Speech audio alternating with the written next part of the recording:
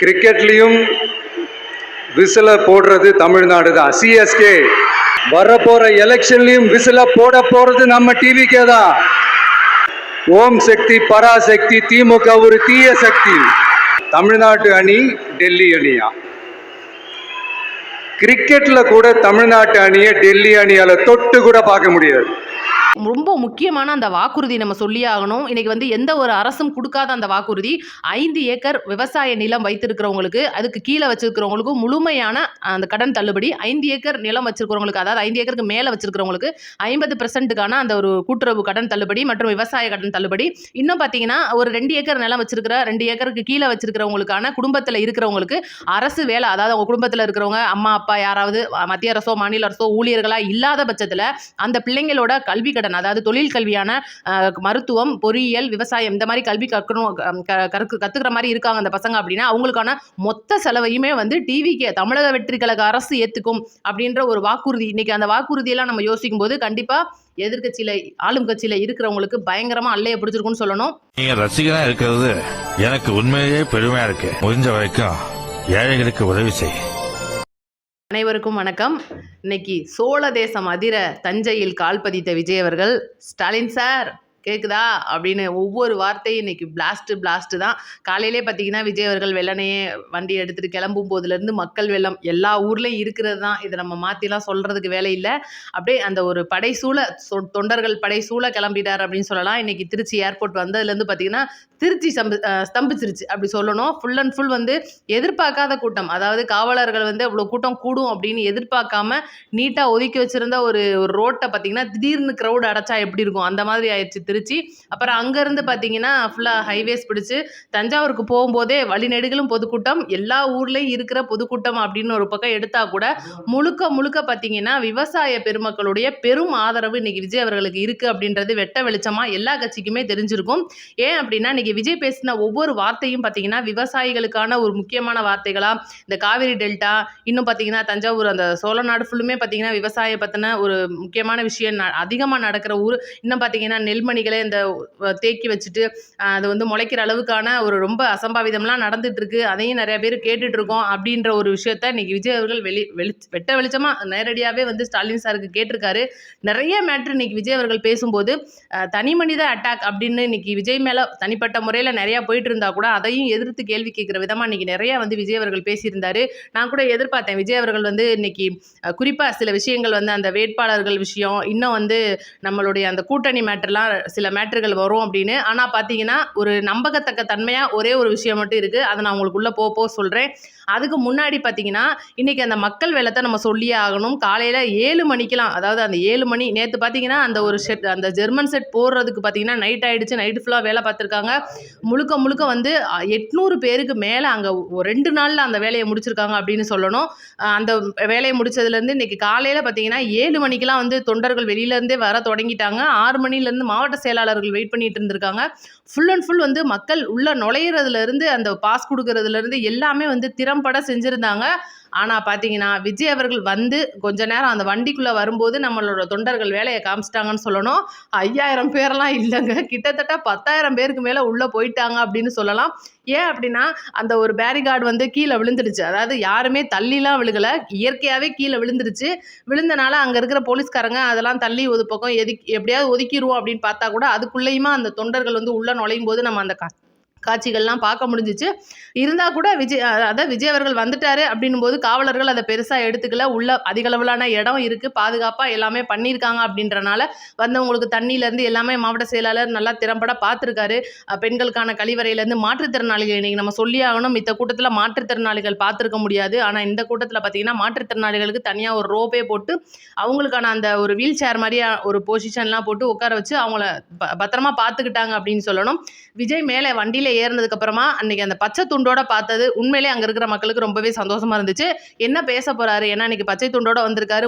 முதலா பச்சை துண்டை போட்டதுன்னு பார்த்தீங்கன்னா பரந்தூர்ல அப்படின்னும் போது அங்க எப்படியா பேசினாரு. அந்த பரந்தூருக்கு அந்த விமான நிலையம் வர்றதுக்கு நம்ம தடுத்து தான் முதல் அரசியல் பயணமே வந்துருச்சு அப்படின்ற மாதிரி தான் பேச்ச ஆரம்பிச்சாரு.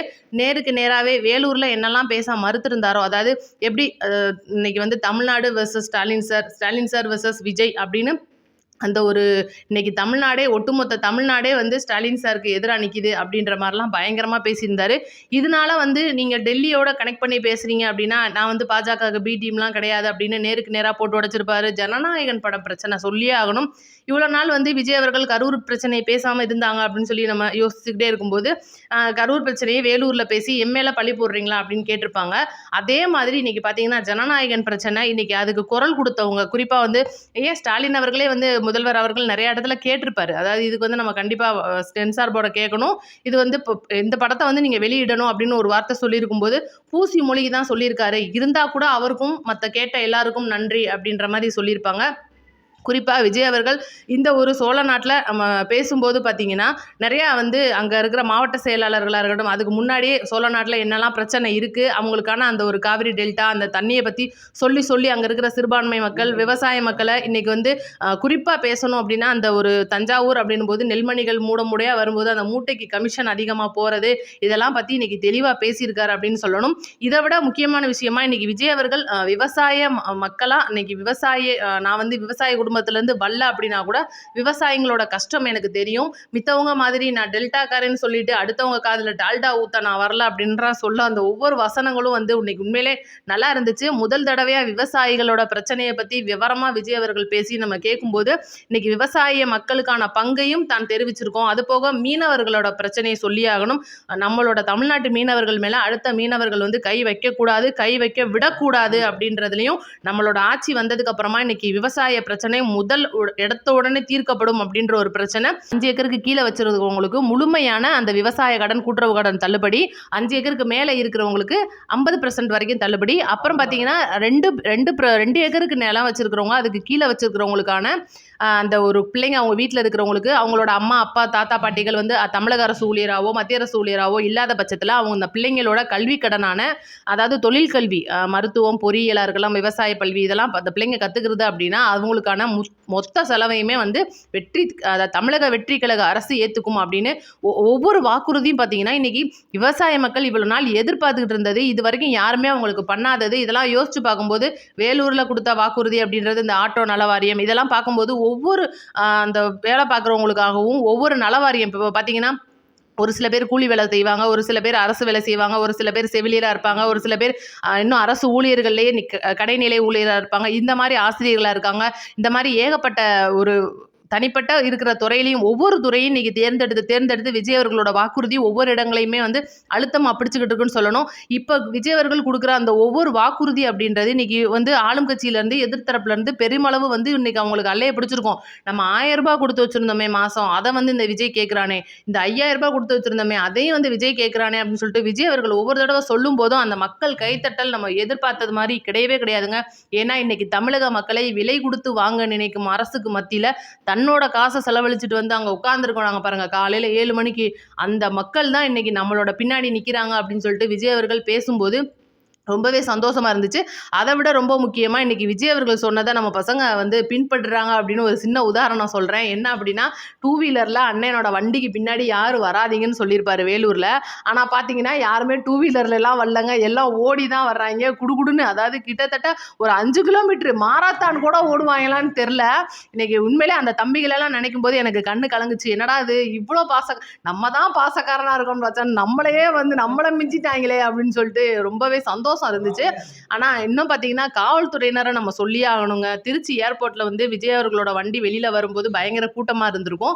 அப்போ பார்த்தீங்கன்னா குறிப்பாக அந்த ஒரு கூட்டத்தை வந்து தடுக்கிறதுல காவல்துறையினர் வந்து ஒரு 1/2 கிலோமீட்டர் ஓடியே வந்திருந்தாங்க. அதனால் கண்ணில் பார்க்க முடிஞ்சிச்சு. அந்த காவல்துறையினருக்கு உண்மையிலேயே சல்யூட். எத்தனையோ காவல்துறையினர் இன்னைக்கு இருக்காங்க, நல்லபடியாகவும் இருக்கிறவங்களும் இருக்காங்க, அவங்களுக்கு ஒரு சல்யூட்டை கொடுத்துக்குருவோம்.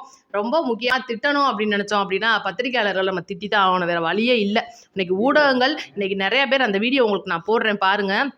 ஏன் அப்படின்னா இன்றைக்கி ஊடகங்கள் வந்து ஒரு 10 தொலைக்காட்சி இருக்குன்னு வைங்க, முதன்மை தொலைக்காட்சியாக அவங்களில் நம்ம தான் வந்து இன்றைக்கி டிஆர்பி ஏற்றணும், விஜய் அவர்களை நம்ம தான் முன்னாடி காட்டணும், அவரோட வண்டியை காட்டணும் அப்படின்னு சொல்லிட்டு அந்த வண்டி வந்து இப்போ கான்வேயாக போகும். அதாவது விஜய் அவர்களோட வேன் வருது அப்படின்னா அதுக்கு முன்னாடி சில பாதுகாப்பு வண்டிகள் போகும், அந்த தன்னார்வலர் படையோடும் பின்னாடி வருவாங்க தொண்டர் படையும், 2 வருதுன்னு வைங்களேன். ஆனால் அந்த பத்திரிகையாளர்களோட வண்டி அப்படின்றது அந்த வண்டியை போக விடாமல் தடுக்கும்போது ஆட்டோமேட்டிக்காக மக்கள் சூழ்ந்து அங்கே ஒரு பெரிய டிராஃபிக் ஆகி அங்கே போகிற வர போக்குவரத்து போகிறதுக்கும் வந்து பெரிய இடைஞ்சூறாக ஆகும்போது இது தலைமை விஜய் அவர்களை பாதிக்கும் அப்படின்றது பத்திரிகையாளர்களுக்கு தெரியுமா என்னன்னு தெரியல. காவல்துறையினர் எவ்வளவோ சொல்லி பார்க்குறாங்க, ஆனால் கூட அவங்க கேட்க மாட்டேன்றாங்க. அவங்களோட சேனலுக்கு அந்த முதல் இடத்துல வீடியோவை கொடுத்துடணும் அப்படின்னு ரொம்பவே மோசமான ஒரு சூழ்நிலை. ரெண்டாவது பார்த்தீங்கன்னா, அந்த தொண்டர்களை நம்ம குறிப்பிட்ட தொண்டர்களை நம்ம சொல்லி ஆகணும். கார் மேலே கொஞ்சம் பாதுகாப்பு இல்லாமல் கொடியெல்லாம் ஆட்டிட்டு வரும்போது அதையும் காட்டிடணும். ஏன்னா இன்னைக்கு தமிழக வெற்றி கழக தொண்டர்கள் இந்த மாதிரி மோசமான செயல்கள்லையும் ஈடுபடுறாங்கன்றதை காட்டுறதுக்காகவும் இவங்க தன்னை உயிரை வந்து பாதுகாக்காம அந்த காருக்கு மேலே ஒரு 4-5 பேரை உட்காந்துக்கிட்டு கேமரா வந்து ஃபோக்கஸ் பண்ணுறேன்னு சொல்லிட்டு அவங்க இப்படி ஆடும்போது நமக்கே பயமாக இருக்குது. கீழே விழுந்துட்டாங்கன்னா என்ன பண்ணுறது, அவங்களோட குடும்பம் இன்னைக்கு என்ன பண்ண முடியும் அப்படின்ற மாதிரி ஏதாவது அசம்பாவிதம் ஆயிடுச்சுன்னா இன்னைக்கு அதுவும் வந்து விஜய் அவர்களை தான் பாதிக்கும் அப்படின்ற ஒரு விஷயத்த அவங்க கண்டுக்கிறாம இருக்காங்க. அப்படின்றனால இன்னைக்கு நம்ம பத்திரிகையாளர் மேலே ஒரு சின்ன குறைய சொல்லித்தான் ஆகணும், வேற வழி இல்லை. இன்னைக்கு காவல்துறையினரும் ஒரு கேள்வி கேட்குற நிலமையில இருக்கும். இப்போ பார்த்தீங்கன்னா ஒரு 2 வீலர் காரில் நம்ம போகிறோம், ஹெல்மெட் போடணும். 2 வீலருக்கு காரில் போனால் முன் சீட்டில் இருக்கிறவங்க சீட் பெல்ட் போடணும், டிரைவர் சீட் பெல்ட் போடணும். அப்படி நம்ம போடாமல் விட்டுட்டோம்னா வீட்டுக்கு வரதுக்குள்ளே வண்டி நம்பருக்கு ஃபைன் வந்துடுது, ஃபோனில் நம்ம பார்க்குறோம். ஆனால் பார்த்தீங்கன்னா இந்த பத்திரிகையாளர்கள் வண்டிக்கு மேலே வந்து ரொம்பவே பாதுகாப்பு இல்லாமல் ஒரு 5-6 பேர் ஏறி உட்காந்துக்கிட்டு 4 கேமராவையும் வச்சுக்கிட்டு ஒரு ஆபத்தான முறையில் பயணிக்கிறாங்க. அப்படின்னா இதை கண்டிப்பாக காவல்துறை கேட்டாகணும் அப்படின்றது நம்மளோட கருத்து. உங்களோட கருத்தும் அப்படின்னா கமெண்ட்டில் சொல்லிடுங்க. இன்னைக்கு விஜய் அவர்கள் பேசின ரொம்ப முக்கியமான விஷயமா ஒன்று வந்து இன்னைக்கு விஜய் அவர்கள் மேல தனிப்பட்ட முறையில விழுகிற ஒவ்வொரு அடிக்கும் இன்னைக்கு பதில் சொல்லியிருப்பாரு. ரெண்டாவது, அந்த குடும்பம் வேறு அரசியல் வேறு அப்படின்றனால இன்னைக்கு குடும்பத்து பிரச்சனையை நம்ம இழுக்கக்கூடாது. இன்னும் கூட பாத்தீங்கன்னா அங்க இருந்த தொண்டர்கள் விஜய் மற்றும் அவரோட மனைவியோட போட்டோவெல்லாம் அங்க வச்சிருந்தது. இவங்க வந்து ஒன்று சேரணும் அப்படின்ற மாதிரியான சில முழக்கங்கள் இதெல்லாம் நம்ம பார்க்க முடிஞ்சிச்சு. ஆனா விஜய் அவர்கள் துளி கூட இன்னைக்கு பார்த்தீங்கன்னா தமிழக மக்களும் நானும் ஒருத்தன், நான் வந்து தமிழக மக்களுக்கு அண்ணனாவோ தம்பியாவோ இல்லை அங்கே இருக்கிறவங்க அக்காவாவோ தங்கச்சியாவோ தான் எனக்கு இருப்பாங்க, என்னோட குடும்பம் வேறு அரசியல் வேறு அப்படின்றத தெளிவாக இன்னைக்கு தஞ்சாவூர் மேடையில் பேசியிருக்காரு. அப்படின்னும் போது இது வந்து குடும்பத்துக்குள்ளே இழுத்துட்டு வர்றது, இன்னும் வந்து பார்த்தீங்கன்னா இன்னும் நிறைய பேர் வந்து எதிர்வினை ஆற்றுவாங்க. கண்டிப்பாக இன்னைக்கு விஜய் அவர்கள் பேசின இன்னைக்கு ஊழலை வந்து வெளிப்படையாக கொண்டுட்டு வர்றதுல விஜய் அவர்களுக்கு மிகப்பெரிய பங்கு இருக்குன்னு சொல்லணும்.